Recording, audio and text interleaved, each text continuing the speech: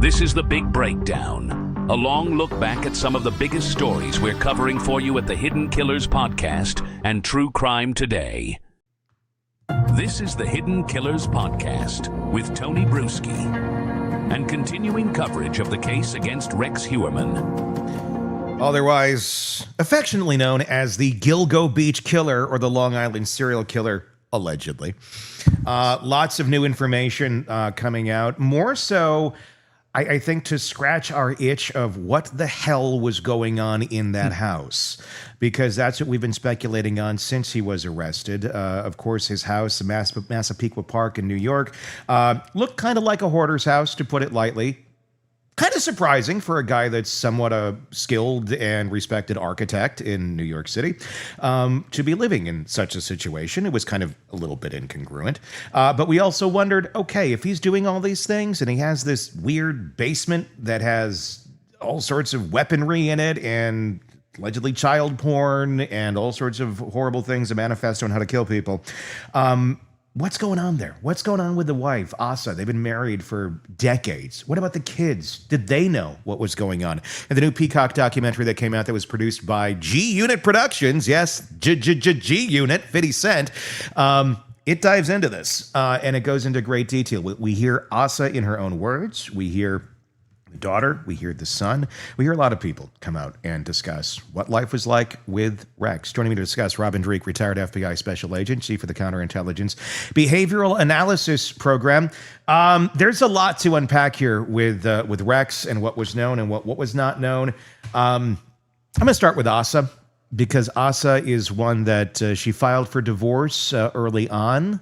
They did get the divorce, but we learn in this documentary is that it was more so to protect assets than it was to get away from the man that most of us believe is a horrific serial killer. What's your thoughts on how that all worked out and where she's sitting today, still believing that this man is innocent and he was her hero earlier in life? Yeah, we do not want to face anything that is incongruent with our self-image, do we? She is a great example of that. She's been groomed in this lifestyle with him, and it's been part of her life for so long, and he's been part of it. It's part of who she is. It's part of her validation of self. And to deny any of that would be obviously bone crushing to her brain. It would break her brain, I think, to admit that he is actually potentially the killer, because she idolizes him. And what's interesting about this entire thing is that look who she's placing more important than anything else. Him, above children, above everything. So it's he did a good job brainwashing her. There's no doubt. And they had met when she was young. I believe 17, 18, somewhere around there. She had a very traumatic upbringing. She is a rape survivor. There was abuse. There was all sorts of things that she had gone through where she needed help. Either she was going to pull herself up by the bootstraps and get a life going for herself, or someone was going to come in and save her. In this case, Rex was the savior, and I say that in air quotes. Yeah. Brought her in. He came in. I don't know if he saved her, but yeah. He came in. I mean, to her reality, the world, the trauma that she had been living in, he took her out of that. And allegedly, he didn't cause her more trauma. And maybe he did not. Maybe, it was a fairly plain Jane relationship, and there really wasn't a whole lot going on involving her and this other life that he's allegedly led. And then all these years later, it seems that when she's on vacation is when he's out doing these things. There's a lot of weirdness here. One of the things that I found odd is the normalizing of rather bizarre behavior. One of them being, when we're on family vacations, he's out doing this. Well, why isn't he on the family vacation? That's not a family vacation. It's kind of bizarre when just mom is taking the kids on all the family vacations and dad is always back home and we don't know what the hell's going on. Now, certainly the dynamics of work and all that do play a factor into this. But that seemed to be what happened all of the time. There was this separation. There was places in the house that no one was allowed to go into. And that was just completely normal. It wasn't just this is off limits, it's dad's space, he doesn't like you in there. It was like, you don't go in there. There was a lot of normalizing weird behavior in this house. Yeah. Do you believe that?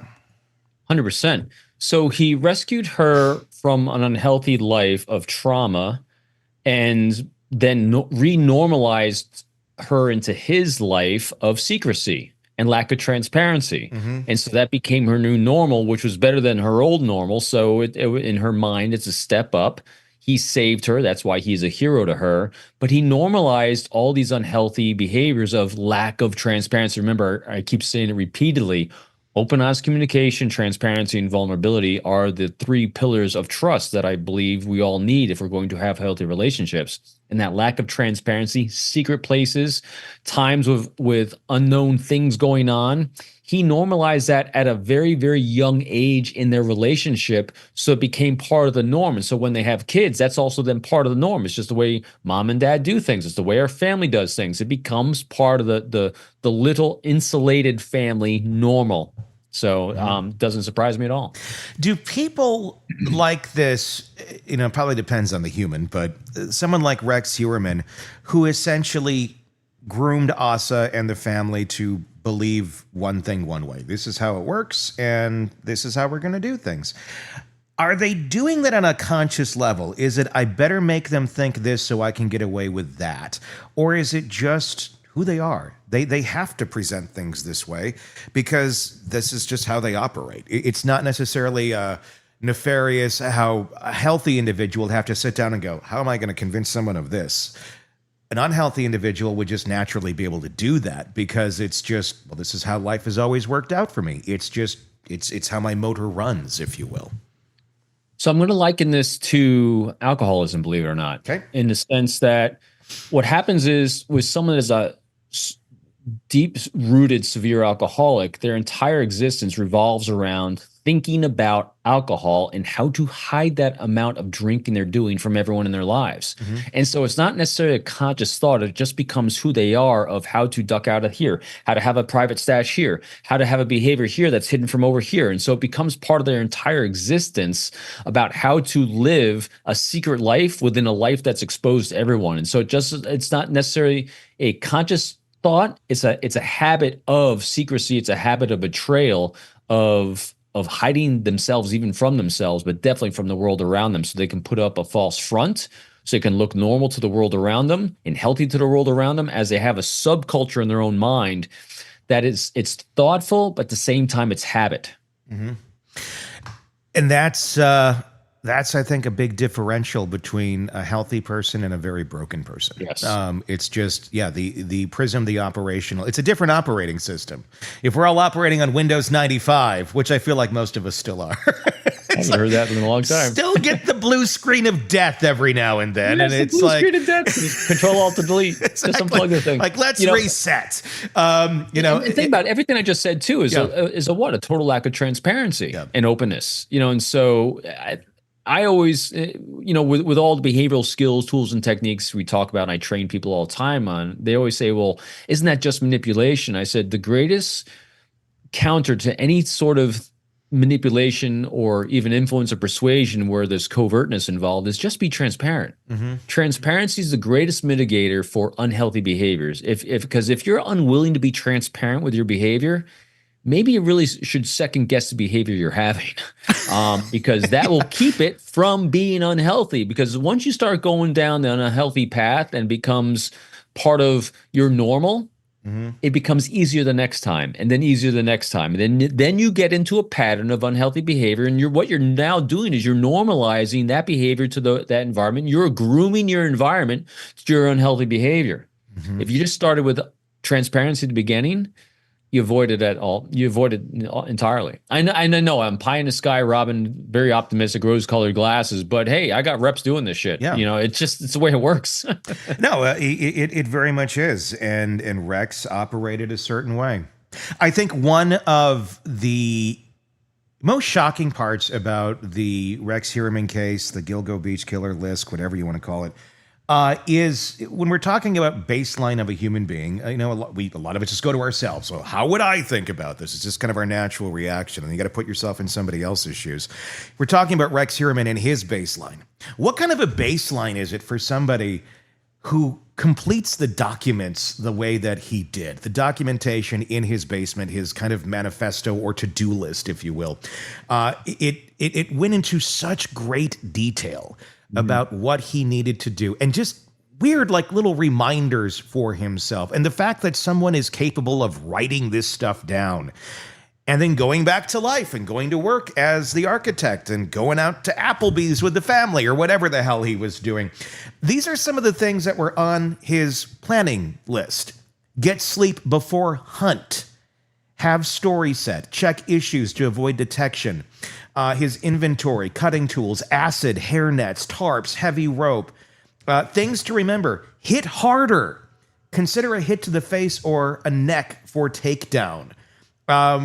Post-murder body preparation. Remove head and hands. Remove trace DNA and remove ID marks like tattoos.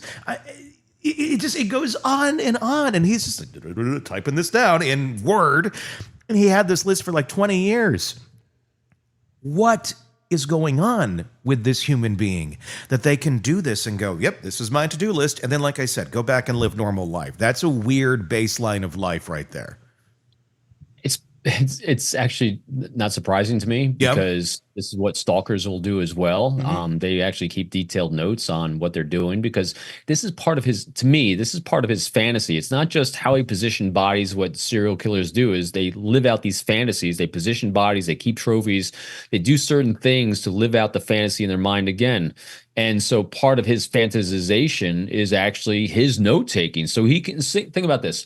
So a lot of these bodies, if he's actually the murderer, whoever did it, were positioned and put in places that he can think about them and maybe even drive by or see them, but not frequently. And so if you're trying to relive those moments and try to get that same rush that you had in those moments and thinking about those bodies and what he did to them, one way he's going to do that is be able to look at his notes and remember it and reminisce about it and think about it. And also, he's a detail-oriented guy. He's got life reps of doing this, and so he's probably perfected his craft. He wants to get better each time. You know, he's an architect, which is an engineering type of thing, and so they're detail and process-oriented people. So he's very likely a very process, detailed-oriented individual. So he actually took a lot of notes on it. I know it still hasn't gone to trial yet, but it just reminds me of the Koberger case as well. Here's a detailed school guy just taking a lot of notes, doing a lot of research, and doing all these things to execute a plan. And so Heuermann doing something similar like this too. Yeah, it doesn't surprise me at all, especially since we see he's got a household of trophies. He's a hoarder. He collects shit so he can look at it. Yeah. The same thing. Why do you write things down? So you can reminisce and look at it again, improve upon it. And just, can you imagine? So again, we put our reverse context on. So here I am, I'm a psychopath and I want to kill people for a living because it makes me feel good and I get the adrenaline rush I want from it. One way I can sit around in my I love me room of guns and body parts is to look at my notes I took to do it every time. Oh, what a great time that was. See what I mean? It kind of fits that whole behavior pattern of his life of just nutso. It's my scientific term of the day, nutso. The very scientific word of nutso. Yeah, Robin the behaviorist. Yes, he's nuts. It's what the hell is going through his mind when he's doing that, though? When he's sitting down in his little den and lair. Oh, he's having a good time. Think about it. He's having a great time planning this out. He's like, oh man, think about it. So again, I don't think these are like spur of the moment vacations. His wife says, Assa says, hey, we haven't had a vacation in a while. You mind if I take the kids? He's probably saying, hey, I saved us some money. You guys really deserve a vacation. So I'm planning this whole thing out for you, a great thing. And so in his mind, he's got part of his excitement is planning a vacation for his family because part of that planning process is this planning process. He's a planner. And so he's just sitting around slowly, methodically, taking his notes. I planned them to get out on here. On this date, I'm going to do this. He's probably going slow and reveling in every moment of this entire planning process. And then afterwards, what is he doing afterwards? Like some people take photos on vacations. He's going back and looking at his notes. Again, a lot of conjecture, a lot of me, Robin, leaping way out there on this. But if we're trying to understand what could possibly be the reason why someone has behavior, makes sense, doesn't it? That's a great question. That would have been really lovely to have asked in that documentary. Who planned the vacations? Yeah. How did that go down? Was there a lot of planning involved? Who did it? Who paid for it? Who was going, hey, just like you said, because then his family is looking at him like, oh, he's the martyr. He's sacrificing his time. He wants us to go have fun, even though he can't because his work is so taxing. And they come back going, thank you for that vacation, Dad. I wish you could have come. My God, it would have been great if you were here. Oh, I know. I'm sorry. It's work. Gotta My keep guess us. Yeah. is the hero Yep. planned the vacation. Yep. That's why, and people use words with a lot of meaning. Her using the word hero Yeah. says it all. He's a hero to her because in her mind, what do heroes do? Heroes sacrifice themselves for us, for others. And so in her mind, what behavior fits that? All these things that I just described is the behaviors of a hero. He convinced her that he was the hero all those years over and over and over. It is a weird way to describe your significant other, especially 20-some years after he rescued her or whatever. Being a hero is a weird one. I mean, it's like I admire them, I love them, I trust them. They are a great human being.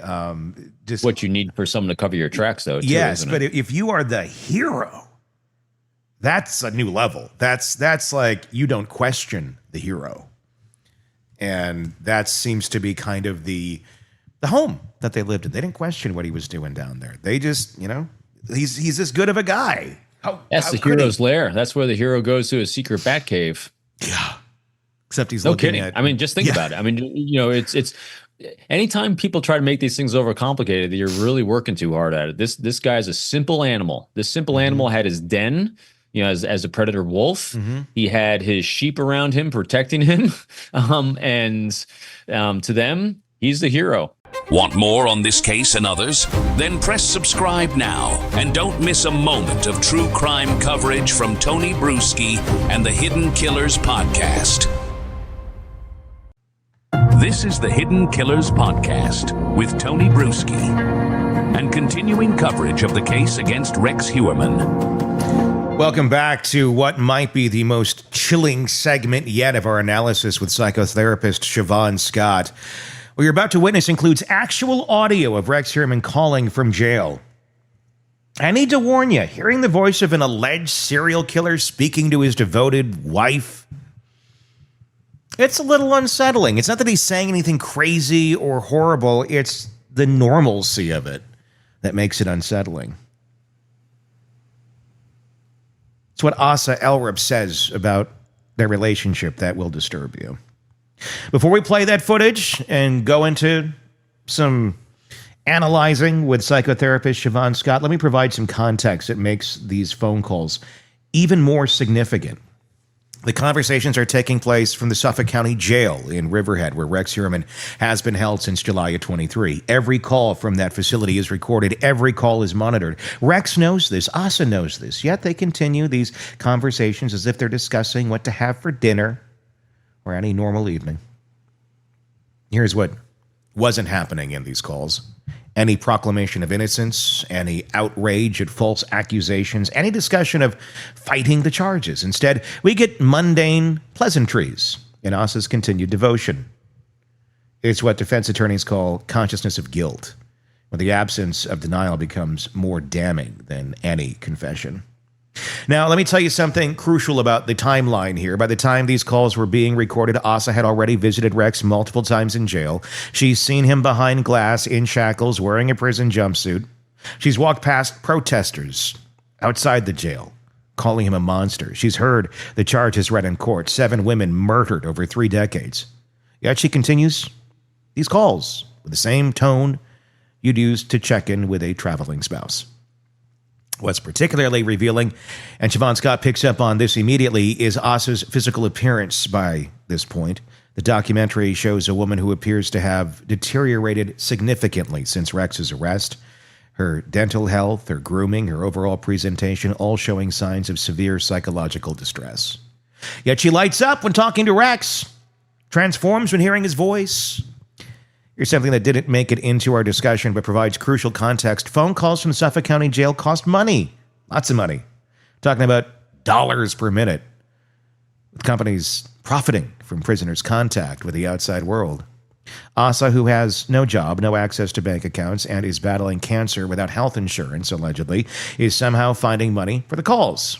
She's prioritizing hearing Rex's voice over what? Her own medical care? It's hard to know. We don't know her finances. We do know what she's told us. And then there's the divorce that wasn't really a divorce. Assa filed papers 6 days after Rex's arrest, leading many to believe she was cutting ties. But as you'll hear in this segment, that was purely strategic, a financial move to protect assets from civil lawsuits by families' victims. In her mind, in her heart, she still miss Rex Heuermann. Still devoted, still in love. She's waiting for her hero to come home. What Siobhan and I explore in this segment goes beyond the phone calls themselves to examining what psychologists call trauma bonding at its endpoint. This is what happens when the psychological chains become so strong that even prison bars can't break them. When the need for the abuser's approval transcends reality itself. When love becomes so distorted that it survives even the most horrific revelations. And then we hear from Victoria, Rex's daughter, whose journey from admiration to horror provides a stark contrast to her mother's continued devotion. The phrase that she uses, past tense, I looked up to him, a linguistic shift that Siobhan identifies as crucial. It's a crack in the facade, the beginning of acceptance, the start of healing. Perhaps the most disturbing is Assa's revelation about what would hurt Rex. In a moment that defies all logic, she suggests that telling him that she loved him would cause him pain. Think about that. After everything he's accused of, after all the evidence against him, she believes her love would hurt him. It's a statement so psychologically complex that even Siobhan struggles to fully unpack it. We're going to witness a family in various stages of psychological destruction, a wife who can't see the monster she married, a daughter beginning to accept the unthinkable, and at the center of it all, a man accused of unimaginable crimes who still receives devoted phone calls from the woman who shared his bed for 27 years.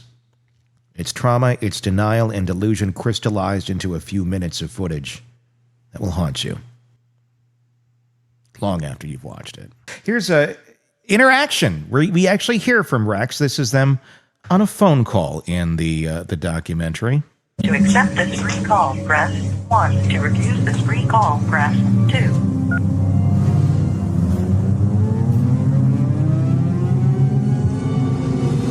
Hello. How you doing? Hello. How are you today?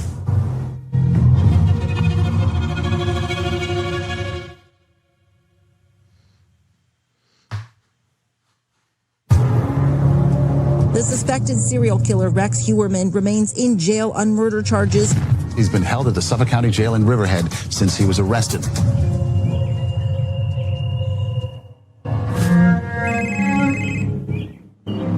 Hello. Hello. How you doing? Hello. How are you today? I'm doing great. Now that I've got you on the phone. I figured I'd give you a call and make sure you were okay today. All right. What'd you have for dinner? Oh, just a burger and some mashed potatoes. Oh, okay. Yeah, I'll be up at a rate tomorrow. I'll try to get out and take a walk. Uh-huh. Because I couldn't today because, just uncoordinated. Am I still seeing you on Friday? Yes, you are. Okay. I will talk to you tomorrow. Okay. And I will see you on Friday. Yes. Bye. That was creepy. Just really creepy. even her, and I don't want to insult aesthetics or anything, but she even looked really creepy there with the teeth Well, and all that. Oh, yeah, when you're evaluating a person for psychological health, their physical appearance is something that you make note of. Mm-hmm. It's considered, revealing. Are they well kept, well groomed? Do they take care? It doesn't have to mean they're beautiful, but you know, do they take care of themselves? If they don't, there's meaning in that. Yeah. This woman, her appearance, her current appearance, it raises some red flags again about things not being quite right with her. What does it say? I mean, what does it say? Obviously, if she's going through hell, without a doubt, the whole family is. But I mean, what does that say? I mean, just I can relate. Like when I've been in depressive states after horrible shit happens, and you can too after reading your book, where it's like you just kind of go down to the whatever. Here's clothes. I'll put them on today. Yeah. Is it a sign of a depressive state? I mean, what are we seeing in that? It sure can be depression. It can be disorganized thinking. So somebody could be a little bit delusional or having psychotic problems. And we're a long way now from his arrest. Yeah. I mean, I don't remember the date, but it's been a while. And so I would think her appearance at this point is, so what's the right word? She's just kind of deteriorated. It again, it's a flag that this lady is not doing well. And still, you sure are. You're going to see me this. Do you think even Rex is surprised at this point that Assa's still hanging out? I mean, I think once you get busted for this, and there's hairs on the victims and all that, and you got the manifesto in the basement and everything else, wouldn't be hard sell to believe that your wife might leave you. Yeah. But she's still sticking around. I mean, I wonder if Rex himself is taken aback a little bit by this. It very well could be. And, when he was first arrested, and it was just, a month after that she filed for divorce. And I kind of applauded that at the time. I thought, well, what a healthy response. And then it turns out in the documentary, well, that was just to protect her assets. Yeah. That in no way does she consider him not the love of her life anymore. Yeah. This is another interesting clip we're going to take a look at. She talks about not wanting to upset Rex. And I want you to pay attention to what she says would upset Rex Heuermann. Let's take a look at this. Bye. I'm talking to him all the time, but he only has a certain amount of time to be able to make calls. So I can't get too comfortable talking to him about things that are going to hurt him. What would hurt him? What are the things that hurt him?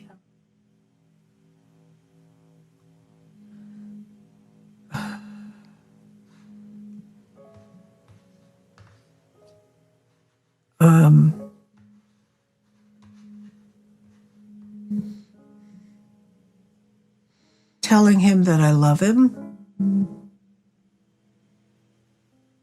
that will hurt him. The two of us were married for 27 years. We were 100% part of each other's lives. Does everybody really believe everything they hear? Rex Heuermann is a demon. Charged as a serial killer. Do you really believe everything that's being said? This man is a sexual sadist. He enjoyed torturing his victims. Well, we didn't buy it.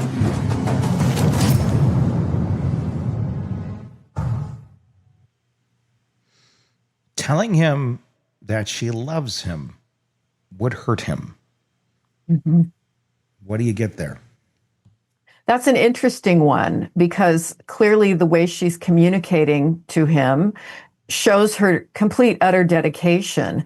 And so is she thinking, speculating, is she thinking that this is going to just stir his longing for her or highlight the loss? I'm not quite sure. She had her eyes closed for a long moment during that. So what is the story that she's trying to generate? Telling him that she loves him would hurt him. It's an unusual response.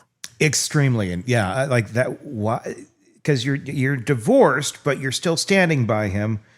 Would that hurt him because it brings shame to Rex? Does Rex feel shame if someone tells them that they love him even though he's done what he's done? I don't know. It's a weird complex right there. It's very weird. And I think whenever you get those eyes closed from her, There's something unusual going on in her thinking process, that she's trying to pull something up. Yeah. And is it genuine? Because certainly the way she speaks to him is utter dedication. Let me ask you this before we listen to some of the daughter stuff. What's your take on Mom? Do you think she knew anything that was going on here, and this is all some sort of cognitive dissonance, or is it just literally cognitive dissonance because she really didn't know what was going on, but by choice of not questioning Rex on so many things? I think that this lady, you could say she's not. I won't say she meets criteria for any specific mental illness because I don't know enough about her. Sure. But she's not well, and she's probably never been well. There are things wrong with her. And I think when she says, I had no idea, I think she didn't. I mean, that would be my guess. She didn't have any idea. But she's so submissive and so dependent on him, and in myriad ways, including he's my friend, he's my best friend, everyone needs a friend. He was probably her only friend. And so she just is very good at not seeing what's right in front of her. That's what I call the negative hallucination. Regular hallucination, you're seeing something that's not there. Well, she's not seeing things that are there. And I don't know that she has any volitional control over it. She just doesn't see it. Yeah, I mean, it's been life for so long. Rex Heuermann, I mean, you could say, really conditioned her, but I mean, I would almost go brainwashed her to think that some of these things are just normal. Because I mean, it would take, it's more than just, we don't question this. Like, it was really solidly normal, and it's still working. Whatever he conditioned her to or brainwashed her to believe, she's still under that control. She's still under the guise of Rex. Very, very much. I agree completely. Let's take a look at what was going on with the children. These are adults now, adult children of Rex Heuermann. They're talking about the relationship, what they thought of their dad. This is the daughter talking initially about her father in the documentary.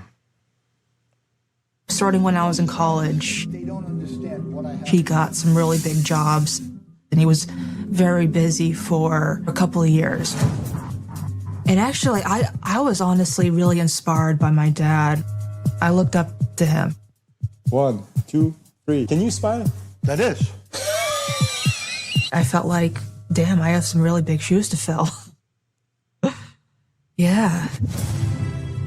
When you think that he committed these acts while he was still seeing clients at his architecture firm, it made it even more chilling because he compartmentalized things to such a degree that he was able to outwardly conduct his life as normal in an otherwise routine way. But his job was very demanding. And it started to be visible that the stress was weighing on his mental health. Sometimes he would come home frustrated. He needed to wind down. But he never hit any of us. For injuries to her face, torso, breasts. The worst he would do, The women were bound at the head or at the chest and later at the legs. was he would throw a plate into the sink. The remains of 3 sex workers were discovered bound and concealed in burlap sacks. That's the worst. Listen, my dad was an open book, and a lot of people who knew my dad, long-term clients, people he worked with for years, it was no secret he hunted. It was no secret he had guns. He was an open book.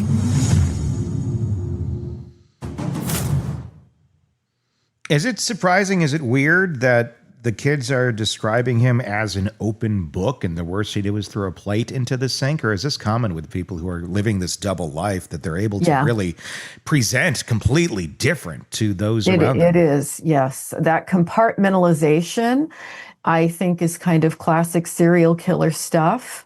You look at Ted Bundy, what was he volunteering on a helpline or something? I mean, people had no idea. And this ability to keep up this facade and to compartmentalize so incredibly, that is normal for a person like this. But the healthy thing I heard from her there when she was initially speaking was, I looked up to him. not I look up to him. And so that shows that there's a little crack in her defense mechanism that, implying that she no longer looks up to him in the same way. Siobhan Scott, psychotherapist and author, as always, thank you for your insight. I need to sit with what we just witnessed here. I know you might too. That phone call, the normalcy of it.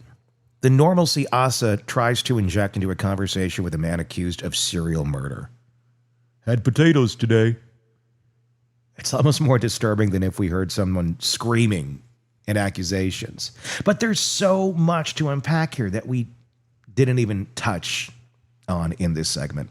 Let's share something about those jail calls that makes him even more significant. In New York, recorded jail calls are admissible as evidence. Prosecutors listen to every word, analyzing not just what's said, but what isn't said. The fact that Rex never once proclaims his innocence in these calls, never exposes outrage at being falsely accused, never confronts Assa by insisting it's all a mistake. That silence speaks volumes, but keep in mind, they know the calls are being recorded. Defense attorneys often advise clients to avoid phone calls for their very reason, yet Rex continues to call and Assa continues to answer. The physical deterioration, Siobhan noted, in Assa is particularly telling. This isn't just someone going through a rough time. This is someone whose entire psychological framework may be crumbling while she desperately tries to hold it together. Denial issues, the unkept appearance, these are signs of severe depression and disorganization. Yet she musters the energy to visit Rex every Friday, to wait by the phone for his calls, to maintain this connection to the man accused of being one of New York's most prolific serial killers. Let's talk about what Victoria revealed about her father's compartmentalization. She describes a man who could plan murders while maintaining an architecture practice, who could bind and torture women, then come home, help with homework. The plate throwing incident she minimizes, that's what psychologists call minimalization of abuse. Family has normalized explosive behavior to the point where violence against objects doesn't even register as concerning. And here's something chilling to consider. Victoria mentions that everyone knew Rex hunted and had guns. But hunting what? The timeline shows gaps between his alleged murders that coincide with hunting seasons. Was his passion for hunting actually in practice? Was every trip to hunt deer actually reconnaissance for hunting women? The fact that he was so open about some activities while keeping others completely secret shows a level of psychological sophistication that is terrifying. The statement that telling Rex she loves him would hurt him from Assa. It opens a psychological can of worms. Is Assa suggesting Rex feels guilt? That he knows he doesn't deserve love? Or is this about control, that expressing love when he can't physically respond maintains his psychological frustration? Whatever the answer, it reveals a relationship dynamic so twisted that normal emotional expression has become weaponized. What Siobhan identified as a negative hallucination, not seeing what's right in front of you, extends beyond Assa to the entire family system. They lived in a house with locked rooms, with a father who disappeared during family vacations, whose financial secrets and controlling behavior wreaked havoc, yet they described him as an open book. This is generational trauma in action, when dysfunction becomes so normalized that you can't even recognize it as abnormal. There's also a question of Rex's childhood bedroom being in the basement, the room where he allegedly committed some murders. Was his space from boyhood. The psychological implications are staggering there. Did something happen in that room when he was young that started this trajectory? Was returning there to kill a way of reclaiming power over some childhood trauma, allegedly? We may never know, but the symbolism is hard to ignore. For you guys watching and listening, particularly those who might recognize these patterns of devotion despite evidence of terrible behavior, please understand, love shouldn't require you to deny reality. Dedication doesn't mean blindness. And if you find yourself making excuses for behavior that horrifies others, if you're minimizing violence, if you're accepting locked rooms and secret lives, these aren't signs of a strong relationship. They are warning signs. The contrast between Assa and Victoria shows two possible paths when faced with unthinkable truth. Victoria is beginning the painful journey of acceptance using past tense, acknowledging the possibility of her father's guilt. It's agonizing, but it's healthy. Assa remains frozen in denial, deteriorating physically and mentally, while clinging to a love that may have enabled decades of murder. As this case moves forward to trial, these phone calls will likely be played in court. Jurors will hear Rex's voice, Assa's devotion, and the hollow normalcy that they try to maintain. They'll wonder, as we do, how love can survive such horror. The answer, as Siobhan Scott helps us understand, is that sometimes what we call love is actually something entirely different. Dependency, trauma bonding, a psychological prison were more confining than any jail. If this analysis has been valuable, please hit subscribe for more deep dives into the psychology of true crime on this and many cases. We got it for you right here. Press subscribe on the podcast, wherever you are listening, or on YouTube. If you're watching us there, hit subscribe there and let us know in the comments what you think about this case. And check us out on YouTube. If you're not there already, just search Hidden Killers with Tony Bruschi. I'm Tony Bruschi. Thanks for watching. Thanks for listening. We'll talk again real soon. Craving non-stop true crime updates? Press subscribe now and get the latest cases, analysis, and expert commentary delivered straight to your feed. Only from the Hidden Killers podcast and True Crime Today.